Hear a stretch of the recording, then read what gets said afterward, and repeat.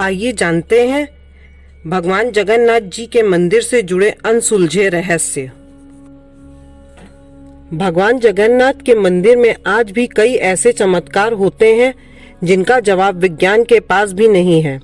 पुराणों के अनुसार जगन्नाथ मंदिर को धरती का वैकुंठ माना जाता है, क्योंकि भगवान श्री कृष्ण आज भी यहाँ सदेह उपस्थित माने जाते हैं। यह प्राचीन काल से यहाँ की सबर जनजाति के आराध्य देव हैं और ऐसा कहा जाता है कि इसी वजह से यहाँ भगवान विष्णु का रूप अन्य मंदिरों की अपेक्षा थोड़ा अलग नजर आता है।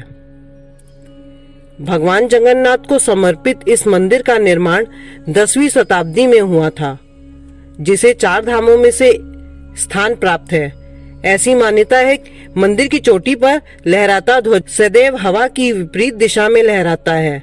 दरअसल ऐसा कहा जाता है कि यहाँ दिन के समय हवा समुद्र से जमीन की तरफ आती है और शाम में इसके उलट दिशा में हवा बहती है, मगर मंदिर का ध्वज इसके ठीक विपरीत उल्टे दिशा में लहराता है, क्योंकि मंदिर में हवा दिन में समुद्र की ओर और रात में मंदिर की तरफ बहती है। इसके साथ ही मंदिर पर लगे सुदर्शन चक्र के दर्शन आप मंदिर परिसर में कहीं भी खड़े होकर कर सकते हैं। हर तरफ से चक्र आपको अपने सामने ही लगा हुआ दिखाई देगा। मंदिर से जुड़ा एक अद्भुत रहस्य है कि इसके मुख्य गुंबद की छाया दिन के किसी भी समय जमीन पर नहीं पड़ती। इसके अलावा ऐसा कहा जाता है कि मंदिर में प्रतिदिन चाहे कितने ही श्रद्धालु दर्शन के लिए पहुंचे, मगर प्रसाद की मात्रा कभी घटती नहीं है। हर समय पूरे साल के लिए भंडारा भरा रहता है।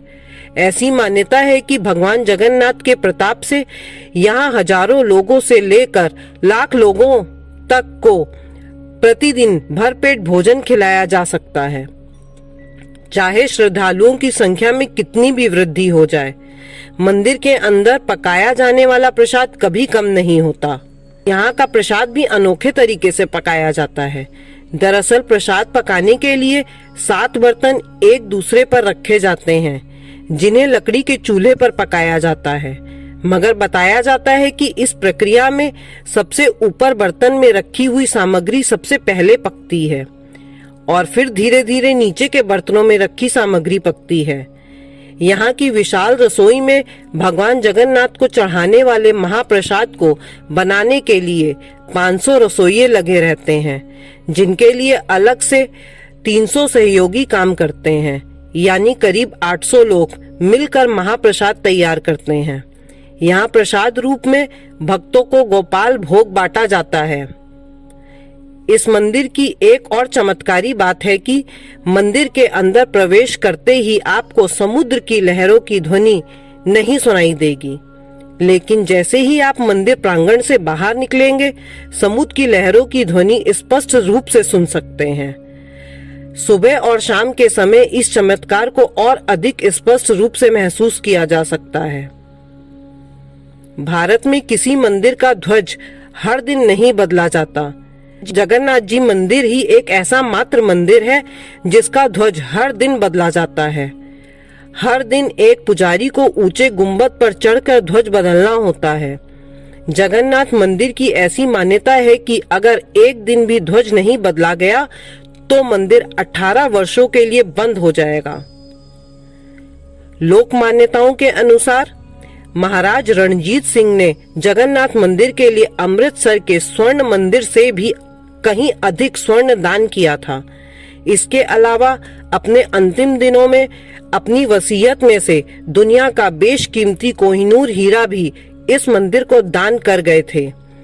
अंग्रेजों का पंजाब पर आधिपत्य स्थापित हो जाने के कारण रणजीत सिंह की अंतिम इच्छा पूरी नहीं हो सकी और जो कोहिनूर जगन्नाथ जी के मुकुट में सज सकता था, आज ब्रिटेन की महारानी के मुकुट में शोभा पा रहा है।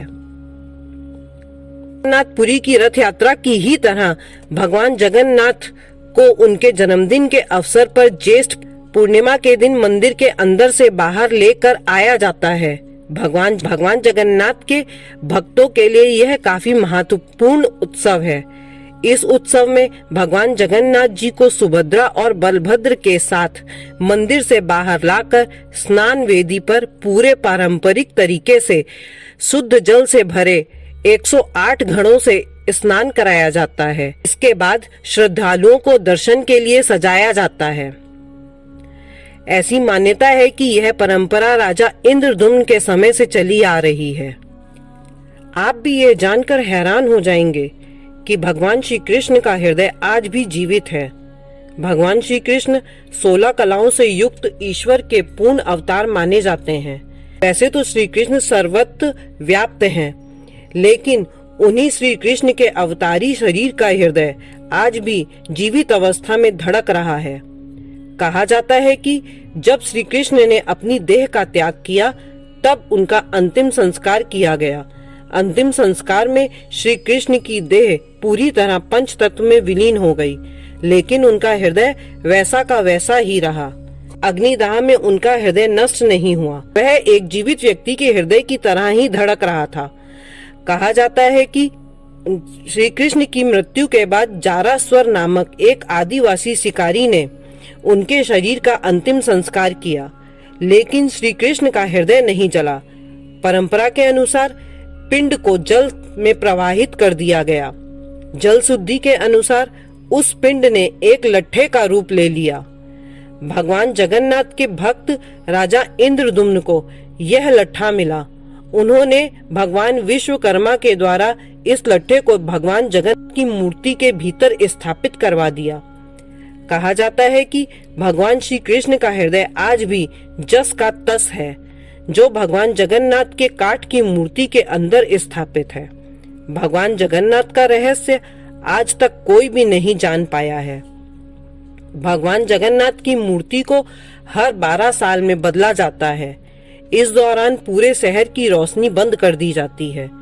बिजली बंद करने के बाद मंदिर के पूरे परिसर को घेर लिया जाता है। सीआरपीएफ व सेना के संरक्षण में आने के बाद मंदिर में कोई भी प्रवेश नहीं कर सकता। पुजारी की आंखों पर पट्टी बांधी जाती है। उनके हाथों में मोटे दस्ताने पहनाए जाते हैं। मंदिर के अंदर घोर घने अंधकार के बीच पुजारी उस पदार्थ को बाहर निकालता है, फिर उसे नई मूर्ति में स्थापित कर देता है। इसी भगवान श्री कृष्ण के हृदय को ब्रह्म पदार्थ कहा जाता है।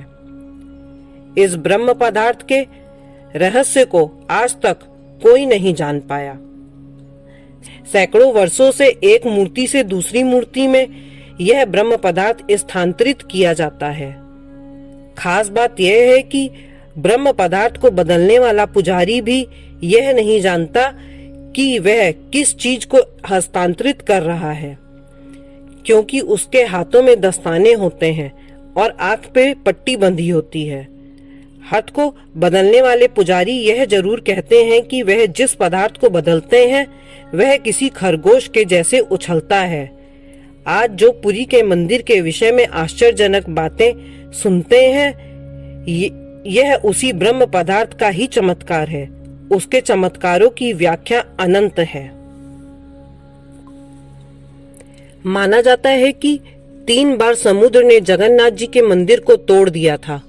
कहते हैं कि महाप्रभु जगन्नाथ ने वीर मारुति को यहाँ समुद्र को नियंत्रित करने हेतु नियुक्त किया था, परंतु जब हनुमान जी जगन्नाथ जी बलभद्र और सुभद्रा के दर्शनों का लोभ संवरण नहीं कर पाते थे, वे प्रभु के दर्शन के लिए नगर में प्रवेश कर जाते थे। ऐसे में समुद्र भी उनके पीछे नगर में प्रवेश कर जाता था।